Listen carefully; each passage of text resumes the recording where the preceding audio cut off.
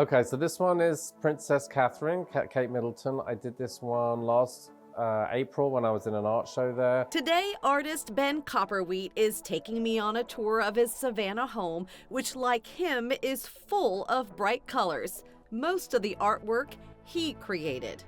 How long does it take to put something like that together? Quite a long time. So this was a digital, so I actually take a photograph and then I draw.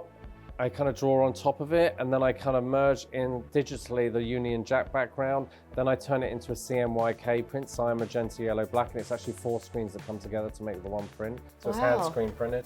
Some of the other artwork he discovered. This lamp, I just have to say, I got this from Dublin, Georgia, in like some thrift store, and I think it was from a church. I just love it. And some of his decor reminds him of home.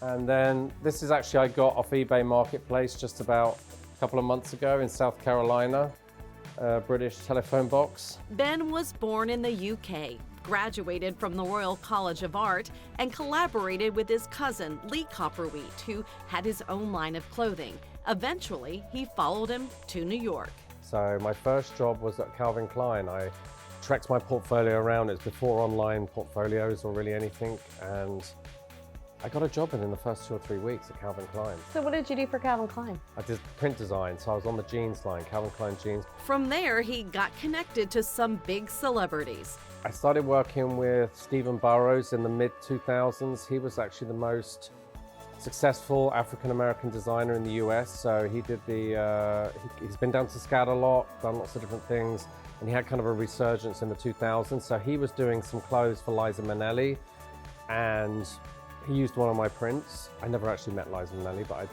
I got the pictures, which was awesome. It was on the cover of New York Magazine. And then I connected with an old friend who was styling for Boy George.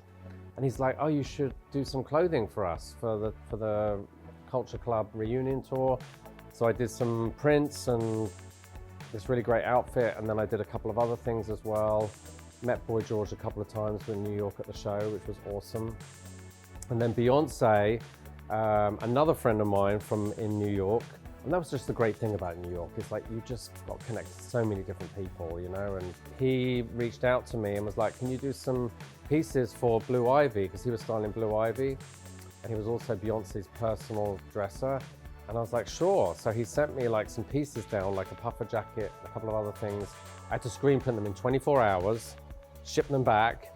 And then she wore it on the Super Bowl. And one of the pictures Gwyneth Paltrow reposted on Instagram, or posted on Instagram, it was with her daughter Apple Martin and Blue Ivy. And then I just got a ton of press from that. It was like some US press, UK press, Vogue magazine. It was awesome. And that really helped me kind of propel with the clothing. At that point, Ben said he was ready to take a break from all the hustle and bustle of New York and wanted to become a teacher. He saw that SCAD had an opening and came down for an interview.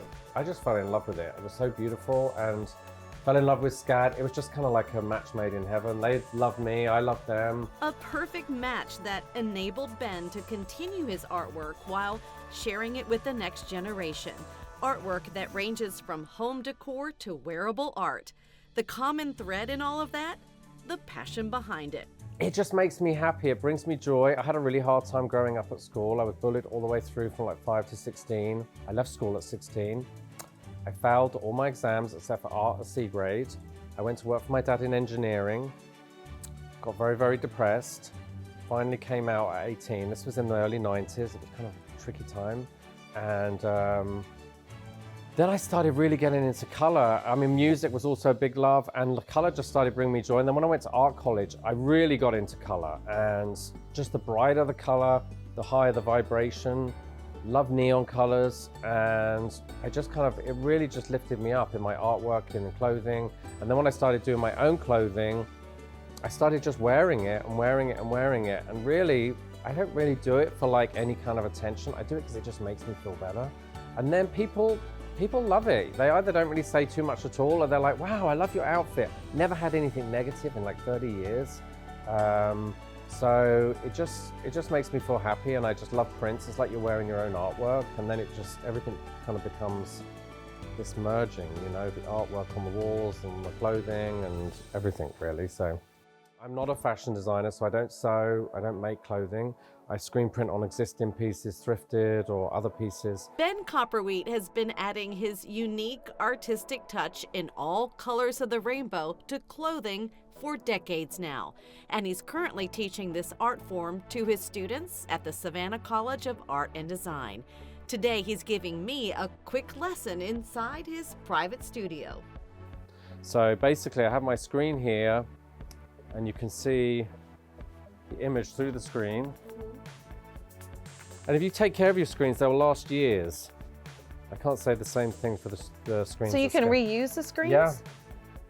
So this image, I have some screens that have images on for 10 years. Oh, I see. You can also blast off the screen and re-expose it. So it's an ongoing, you know, if you take care of them, they'll last a long time. So for the inks, I do kind of an ombre process a lot of the time. So I'm going to put 3 colors on here. Oh, and it just seeps through the screen? Yeah, use the squeegee. So then once you have your ink on there, I'm just going to merge these colors. I do a lot of ombre. I like the kind of look of it. And then you just pull down. Oh, wow. 45-degree angle. And you really need to push hard.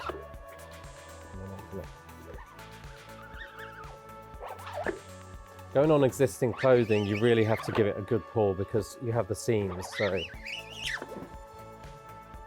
And that's it. And then this is actually a piece from about 12 years ago, but it kind of has some stains on and it's getting a bit tired, so I'll just go on and reprint it and it's a whole new piece again. That is so cool. How long does it take to dry and then? Well, if you just leave it, nothing at all, 20 minutes, half an hour, but you can use a hairdryer and dry it in a couple of minutes. Oh my gosh. So in only a couple of minutes, he can give years of new life to older pieces, creating wearable artwork that's one of a kind, just like the designer who made it, Ben Copperwheat.